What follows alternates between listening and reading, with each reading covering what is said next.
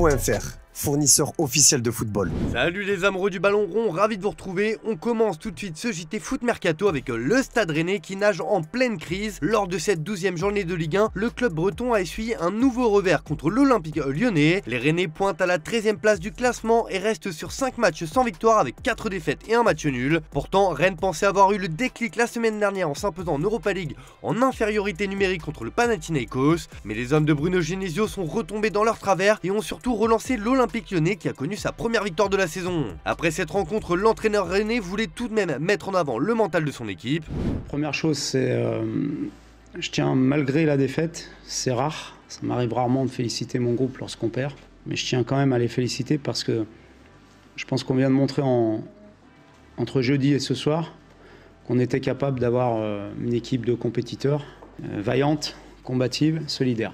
De son côté, Benjamin Bourigeaud, le milieu de terrain rennais, a lui poussé un sacré coup de gueule. L'ancien Lensois en avait gros sur la patate. Vous savez bien que quand on a des contre-performances récurrentes, ça casse la tête. On a tout fait pour aller chercher quelque chose puisqu'on a été mené. J'ai pas d'autres mots, ça fait chier. On n'est pas au Stade Rennais pour jouer la 10e place. On a des objectifs depuis 6 ans. Ça fait 7 ans que je suis au Stade Rennais et ça fait 6 ans qu'on se qualifie en Coupe d'Europe. Il faut revenir aux bases et prendre chaque étape les unes après les autres. Il faut pas se polluer la tête à chercher les 3 premières places de suite. Nous aussi, ça nous fatigue de faire ce genre de match. On fait beaucoup de sacrifices, mais il nous manque quelque chose. Je n'ai rien d'autre à dire, on doit juste fermer nos gueules. Genesio espère que ses joueurs auront la possibilité de rebondir rapidement, mais l'ancien coach de l'OL pourrait être poussé vers la sortie dans les prochaines semaines. D'après l'équipe, l'entraîneur français serait bel et bien en grand danger. Le journal français précise qu'une prise de parole des dirigeants du Stade Rennais est attendue cette semaine et la trêve internationale d'une dizaine de jours servira à faire le point avec toutes les parties concernées dans cette situation houleuse en Bretagne. Questionné sur son avenir après la rencontre, Genesio ne se fait pas d'illusions.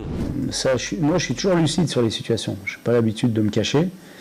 Lorsque vous avez 12 points en 12 journées dans un club qui joue la Champions League, enfin qui a pour objectif de jouer la Champions League, qui a eu des moyens en début de saison pour recruter, évidemment que le coach il se pose aussi en premier responsable et qu'il y a des interrogations sur son cas, c'est normal. Ce qui est pointé du doigt à Rennes, c'est notamment le mercato réalisé cet été. Pour les observateurs, le pari de la jeunesse se retourne contre le club. Les défaillances observées cette saison viennent du choix de la direction de privilégier les jeunes. L'effectif rennais construit cet été par Florian Maurice paraît totalement déséquilibré. Avec l'apport de nombreux jeunes et le recrutement pour près de 35 millions d'euros de 2 stars de la Ligue 1, Enzo Lefebvre et Ludovic Blas, au rendement plus que décevant, Rennes ne montre rien collectivement et le temps presse désormais. Les malheurs du Stade Rennais font le bonheur de l'Olympique lyonnais qui respire enfin. Le club rhodanien a enfin gagné cette année et espère démarrer une série et enfin lancer sa saison. Il aura fallu attendre 12 journées tout de même. Fabio Grosso est évidemment tout sourire en conférence de presse, mais il le sait, le chemin est encore long.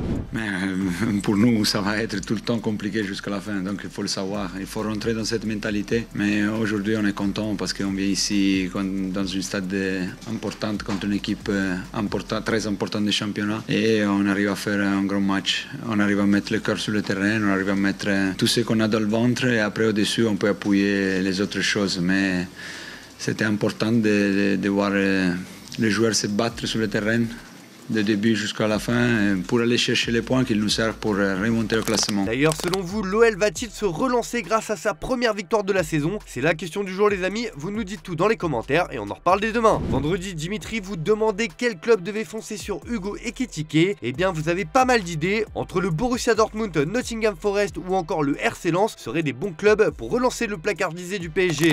Comme tous les lundis, c'est l'heure du top buteur. Comme la semaine dernière, on retrouve Harry Kane en tête du classement, totalement inarrêtable avec ses 17 buts en 11 matchs. Serhou Guirassy, le buteur de Stuttgart, le suit de près avec ses 15 buts en 9 matchs. Le podium est complété par Kylian Mbappé après son triplé face à Reims. Il compte désormais 13 buts en 11 matchs. Ses statistiques sont similaires à celles de Vangelis Pavlidis qui est resté muet ce week-end. Il devance Santiago Jiménez qui affiche 13 buts en 12 matchs et n'a pas marqué également et arrive à la 5e place. Auteur d'un doublé dans un match fou contre Chelsea, Erling Haaland arrive à la 6e place. Il remonte à 13 buts en 12 matchs. 7e, Lautaro Martinez suit un peu plus loin. L'Argentin n'a pas marqué ce week-end et reste bloqué à 12 réalisations en 12 rencontres. 8e, Matteo Cassiera s'est offert une nouvelle réalisation avec ses 12 buts en 14 matchs. Enfin, le top 10 est complété par Simon Banza et Jude Bellingham, respectivement 9e et 10e avec 10 buts en 11 rencontres. Dans l'actu du jour, le Real Madrid a déjà ciblé le remplaçant de Carlo Ancelotti sur le banc. L'Italien est en fin de contrat à la fin de la saison. On le sait, Xabi Alonso plaît énormément en interne, mais pour attirer le coach du Bayer Leverkusen, le club madrilène va devoir mettre la main à la la poche. Selon le journal Süddeutsche Zeitung, Xabi Alonso a ainsi une clause libératoire lui permettant de filer au Real Madrid pendant la durée de son contrat à Leverkusen. Cette clause est comprise entre 15 et 18 millions d'euros et avait été imposée par l'Espagnol lors de sa signature de son nouveau contrat l'été dernier. Florentino Pérez sait ce qu'il lui reste à faire pour signer l'ancien milieu de terrain madrilène. On va ouvrir le dossier PSG dans ce JT et c'est un ancien pensionnaire du Parc des Princes qui s'est longuement épanché sur la situation du club de la capitale française. C'est Thiago Silva qui n'a pas été tendre avec son ancienne équipe dans un entretien au Guardian. Les échecs en Ligue des Champions sont le résultat d'un processus global. Rien ne se passe du jour au lendemain. Ce n'est pas parce qu'on a énormément d'argent qu'on va tout réaliser. Le football ne marche pas comme ça. Quand on n'a pas un plan clair de ce qu'on veut, les choses ne fonctionnent pas. Mon rêve, comme Neymar, Marquinhos et Verratti, c'était de gagner la Ligue des Champions. Je peux vous l'affirmer. Marquinhos a encore des chances, mais avec le PSG, c'est fini pour nous. Neymar aurait certainement aimé rester. Gagner la Ligue des Champions était son rêve. Le message est passé. L'ancien coach parisien Thomas Tuchel, lui, s'est confié sur les chances du PSG de se qualifier pour les huitièmes de finale de la Ligue des Champions cette saison, malgré un groupe très relevé. Si j'ai regardé Milan PSG, oui, car j'ai beaucoup aimé mes années à Paris avec cette équipe. Milan était très fort, c'était impressionnant. Ils ont mis beaucoup d'intensité, mais je reste convaincu que le PSG va se qualifier pour les huitièmes de finale, même si c'est un groupe très dur. Et rejouer, je n'aime pas trop jouer contre mes anciennes équipes, mais dans une finale, ok, a confié l'Allemand au micro du Canal Football Club. Samedi, lors de la victoire du PSG face à Reims 3-0, Luis Enrique a eu des mots durs concernant Kylian Mbappé. Si cela a été dit sur le ton de l'humour, l'Espagnol veut que son joueur majeur soit encore meilleur et que son influence ne se limite pas seulement à marquer les buts. Mais selon l'équipe, les paroles du coach parisien n'ont pas été mal prises par l'international français. Kylian Mbappé n'a pas été contrarié ni même surpris par les propos du tacticien espagnol à son égard. Bien au contraire, il sait que son entraîneur est très exigeant avec lui afin de le pousser à être le plus performant possible et lui-même est conscient qu'il peut parfois faire mieux. Pour un joueur avec son caractère et son envie de toujours se surpasser, c'est même une aubaine d'avoir un coach comme Luis Enrique. La relation entre les deux hommes est même très fluide, toujours selon les informations du média. Sur le plan personnel déjà, avec un courant qui passe très bien, mais aussi sur le plan professionnel, puisque le français apprécie les choix tactiques de l'ancien sélectionneur de la Roja. L'exigence est le nouveau mot d'ordre au PSG, et ça s'applique à tout le monde. Pas dans la forme de sa saison, le FC Barcelone a arraché une courte mais précieuse victoire face à Alaves hier 2-1. Lewandowski a marqué pour la première fois depuis septembre, mettant fin à sa pire période sans but depuis 2011, mais pour Xavi, la pression mise par les médias a un effet néfaste sur ses joueurs. ¿Realmente crees que lo que diga la prensa afecta directamente al juego del equipo? Sin duda, sin duda. No tengo ninguna duda. Se generan situaciones y escenarios que para mí no son los reales y entonces afecta. Entonces afecta, sin ninguna duda. Esto me ha pasado a mí como futbolista y le pasa a mis futbolistas.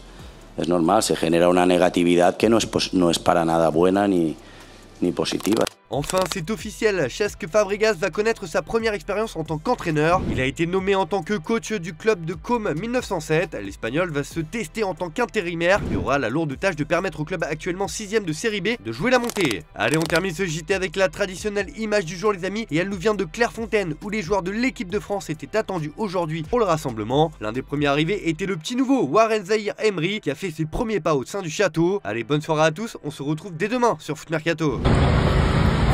Oh.